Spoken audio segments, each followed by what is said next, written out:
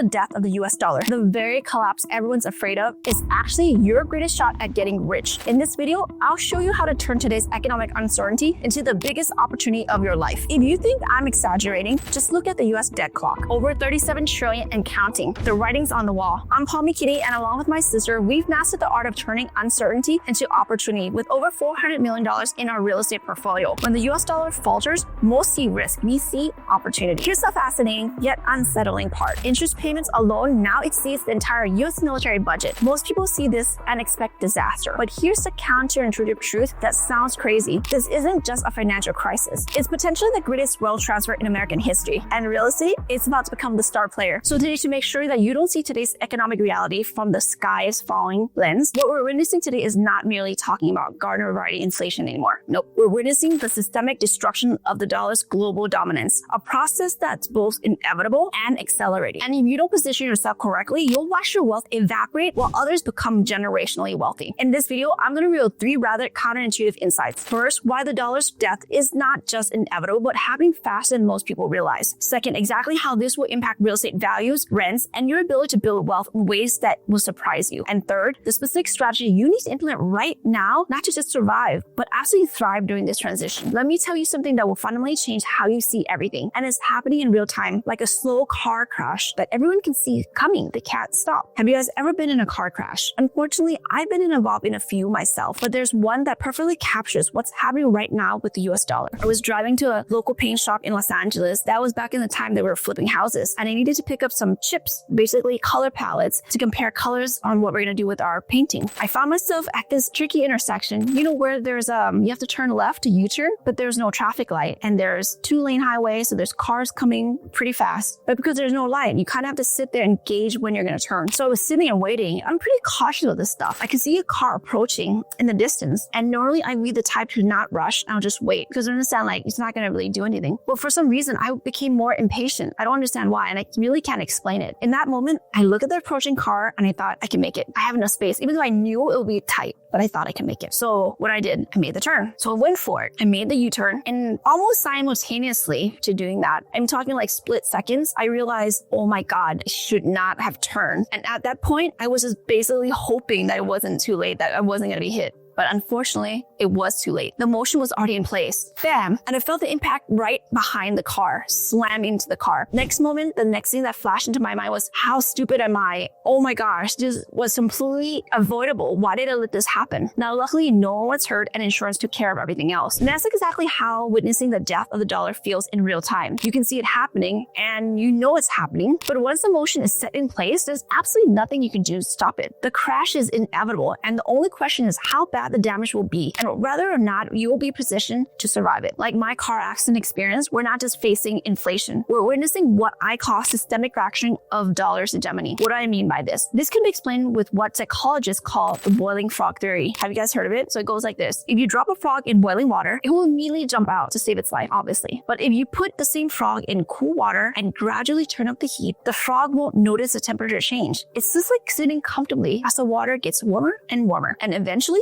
it boils alive without ever realizing what happened. Here's what most people miss entirely. The global economy has been falling apart for a long time, but it's been happening so gradually that we can't feel the danger. And that's exactly what's happening to the American economy right now. The water has been heating up for decades, but because it's been so gradual, most people don't even realize they're being cooked. The collapse of our economic system works exactly the same way. It's been happening right in front of us for decades, but because we're living inside the system and because the temperature has been rising slowly, we can't feel or see the bigger picture of what's actually happening. Think about this. Since 1971, when Nixon took us off the gold standard, the dollar has lost over 85% of its purchasing power. But you didn't wake up one morning and suddenly notice, oh my gosh, my dollar is worth 85% less. Of course not. The temperature was turned up so gradually, a little bit each year, each month, each day, that it became invisible to people living inside of the system. Think about this. Your parents could buy a home for $25,000 in 1970. That same house, exactly the same house, may cost $400,000 today. And if you live in Los Angeles, that house may be worth $1 million plus. But because this change happened over 50 years, it feels normal. The water temperature rose so slowly that we adapted to each new level of heat without realizing we're being slowly cooked. Most people experience each symptom in isolation.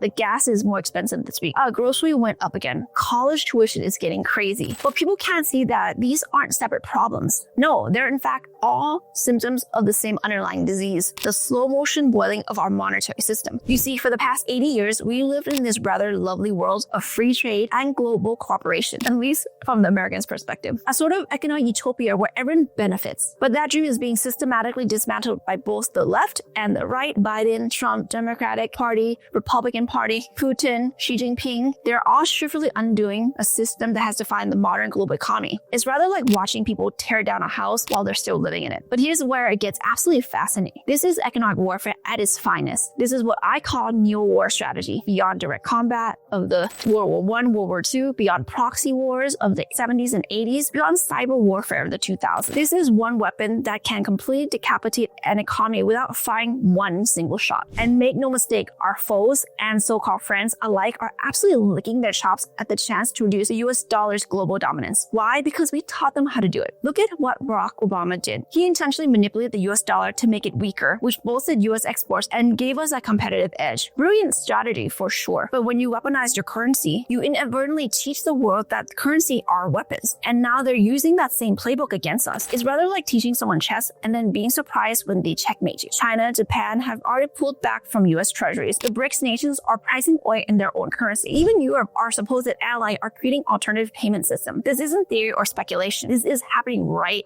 now, today, while you're watching this video. But here's the absolutely maddening paradox that most people completely miss. Despite all the external pressure, the currency that most of the world still depends on simply cannot default. Think about the logic of this for a moment. It's rather like being too big to fail, but on a global scale. The dollar isn't just America's currency, it's the world's reserve currency. It's the foundation of global trade, international contracts, and central bank reserve worldwide. At the end of 2024, the dollar still accounts for 58% of all global foreign exchange reserves. If the United States default on its debt, it wouldn't just destabilize America, it would collapse the entire global financial system. Every country holding US treasuries would feel their reserves become worthless overnight. Every international contract priced in dollars would become meaningless. The entire world economy would implode. That's why defaulting isn't just political suicide. It's global economic suicide. No politician, no matter how reckless or incompetent, would dare to pull the trigger because it would literally end civilization as we know it. So what do they do instead? The Federal Reserve finds itself in what game theorists call a no-win scenario. They can't raise interest rate without tanking the economy. But if they don't, inflation spirals out of control. Either way, they're trapped. And there's only one best case scenario solution. They can choose to do what I call the silent option inflation. They're going to inflate away the debt, which means that your dollar is going to become worth less every single day. Now, let me explain the mechanics of this rather ingenious system, because this is the most important concept you'll need to understand about what's happening right now. When I say they're going to inflate away debt, that's exactly what that means. The government owes $37 trillion today, but what if through inflation, they could pay back the debt with dollars that are worth half as much? Suddenly, $37 trillion debt becomes equivalent to $17 trillion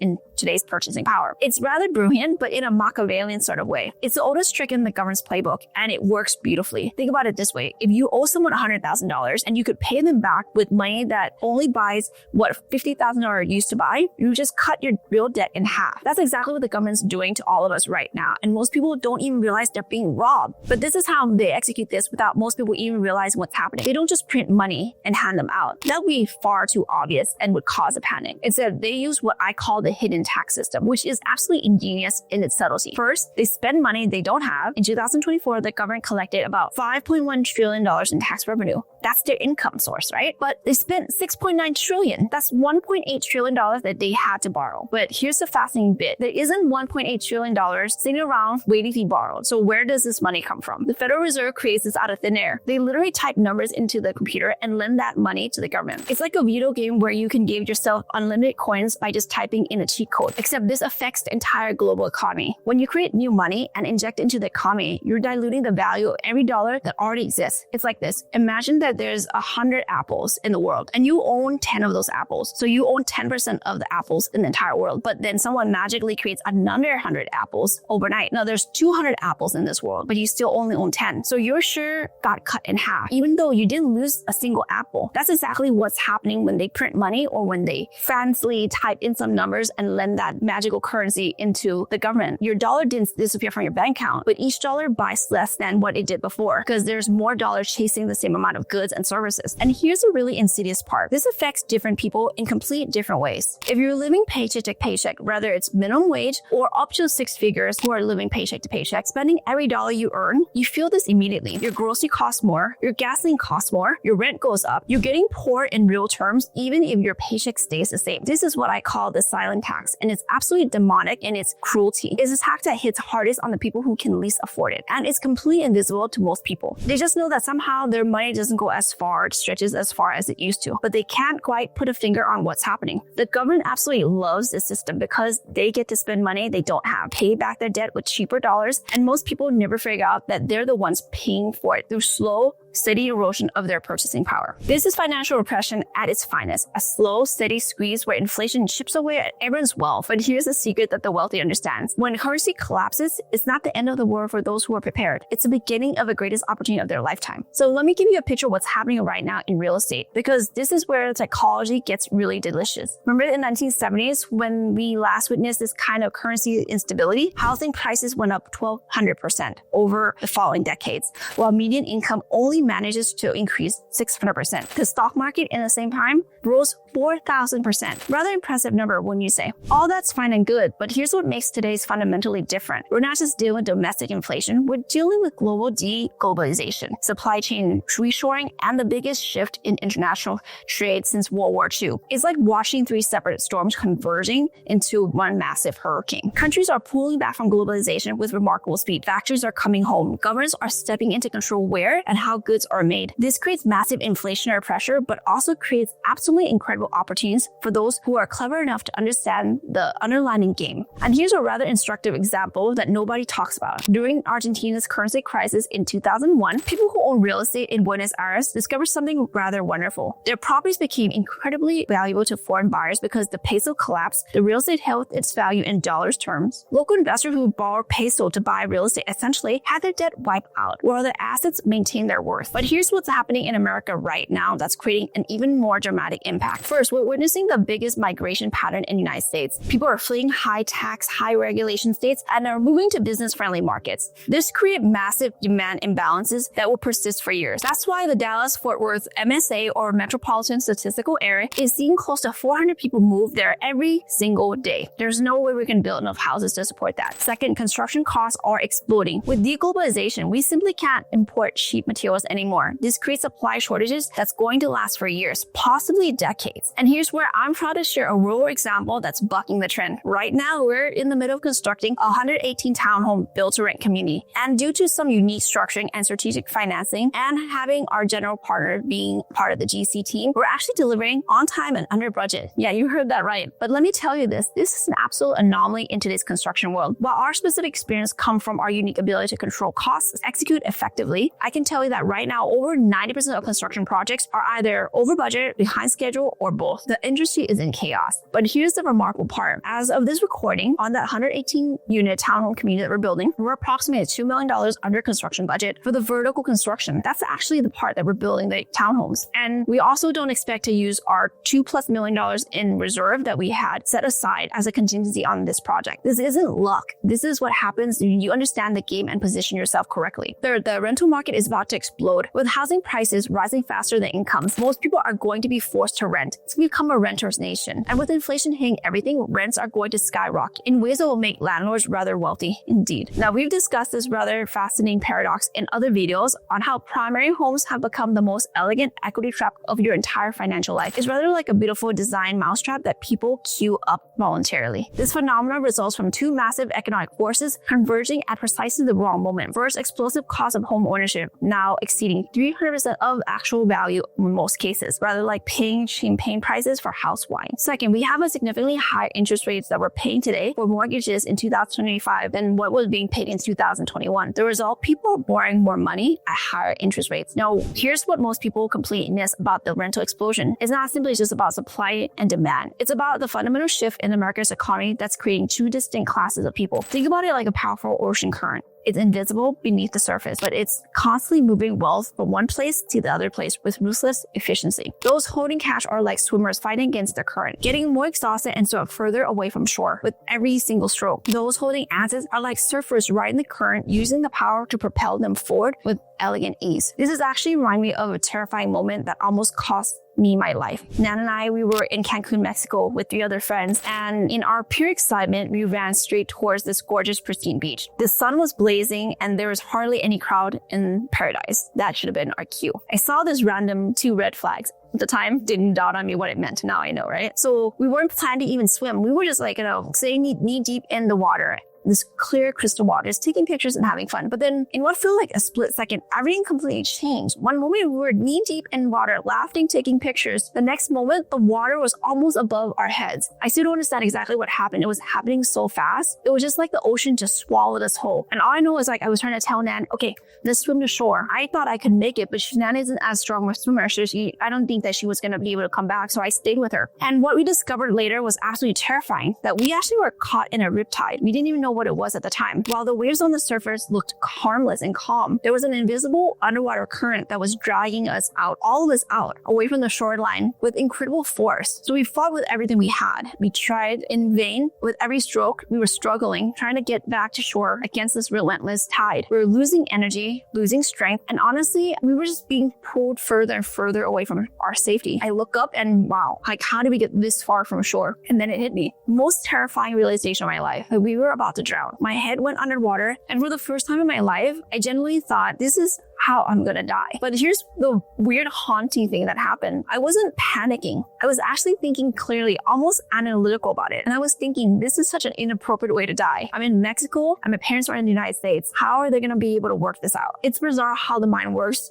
in those moments. I mean, I was literally contemplating the logistics of my own death while fighting for my life. I get it. It's kind of bizarre. And then just when I almost accepted this was it, that this was the end, some kind of divine intervention happened. Nan told me, okay, let's not panic. And I said, you're right, let's not panic. And that second that I thought we were about to drown, we somehow found ourselves standing on a sandbar. A freaking sandbar, appeared out of nowhere. One moment I was drowning, the moment there's a sandbar. If that sandbar hadn't been there, I wouldn't be here talking to you guys today. 100% certain. And our 2 other friends probably would have met the same demise. But here's what happened from that near-death experience. And this is crucial. If you get nothing else from this video, learn this. We were doing what most people do. We were trying to fight against the riptide. We were swimming directly into shore, trying to swim straight back to it to get to the beach. But that was a losing battle. You never win when you try to fight riptides head on. What you're supposed to do, and this sounds completely counterintuitive, is swim parallel to the shoreline. By doing so, you're not wasting energy fighting the current, fighting the riptide. Instead, you're working with the natural forces, and eventually you'll be pushed closer and closer to shore. That terrifying experience in Cancun is exactly what happened with this once-in-a-lifetime wealth transfer right now. Some people are going to panic. Some people are going to fight the current, the economic riptide, with all their might, with all their force. And no matter how hard they try, no matter how much energy they expend, they will fail. They will drown financially. There will be also a small group of people who understand how this works. They won't fight the current. They'll swim parallel to it. They'll work with the forces of inflation, currency debasement, and wealth transfer. And while everyone else is drowning, they'll push closer and closer to massive wealth. The question is, are you going to fight the riptide and drown? Or are you going to swim parallel and let it carry you to financial freedom? Here's what it looks like in the real world, and it's rather fascinating.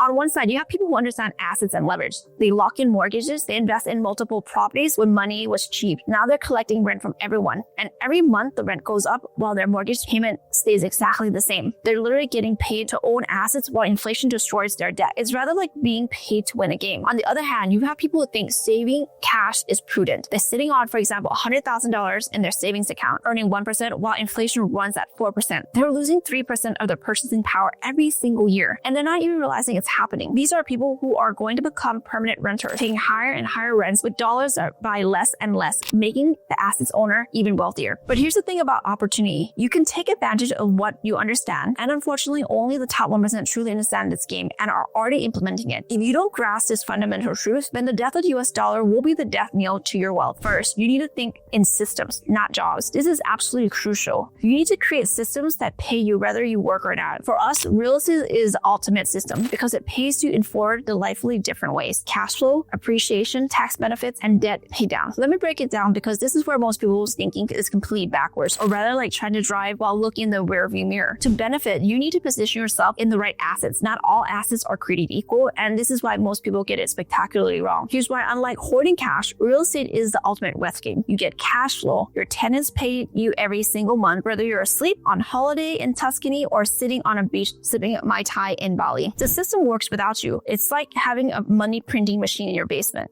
Appreciation. Your property goes up in value over time, especially during inflation. You make money while you sleep, which is rather the point of intelligent investing, isn't it? Tax benefits. The government actually pays you to own real estate through depreciation, deductions, and tax deferrals. For example, you can make $100,000 in real estate income and legally pay zero taxes. Down payment. Your tenants are literally paying off your mortgage for you. Thank you very much. Every month, they're building your equity while they're building your wealth. It's absolutely brilliant when you think about it. Want to know the secret sauce that nobody talks about? You need to buy assets that benefit from both inflation and deglobalization. Multifamily real estate in growing markets with limited supply, that's absolutely the sweet spot. For us, we look for positive job growth and wage growth, limited supply and high barriers to entry, strong migration patterns, business-friendly policies, lock in long-term fixed rate debt, build cash reserves for volatility because markets are rather like a weather, unpredictable and occasionally violent. The people who are going to win during this transition aren't the ones with the most amount of money right now. They're the ones who understand the psychology of the game that's being played. While everyone else is worried about the collapse, you need to be absolutely excited about the opportunity. When currencies collapse, it's not the end for those who are prepared. It's the beginning of generational wealth. It's rather like being the only person who knows where the treasures are buried. But here's what I need you to understand with crystal clear clarity. This window won't open forever. Every day that you wait, you're falling further behind those who understand what's really happening. The question isn't whether it's going to happen, it's already happening right now while you're watching this video. The question is, are you going to be on the right side of the greatest wealth transfer in American history? But don't just watch this video and do nothing. That would be rather like reading a recipe and expect to be fed. The people who are going to win are the ones who are going to take action while everyone else is still trying to figure out what's happening. Remember, in the end, it's not about the money you make. It's about understanding the game well enough to position yourself correctly. Do that and you're not only going to survive what's coming, you'll thrive in ways that will even surprise you. To dive even deeper, watch this next video about how to make money from economic crashes. I'll see you there.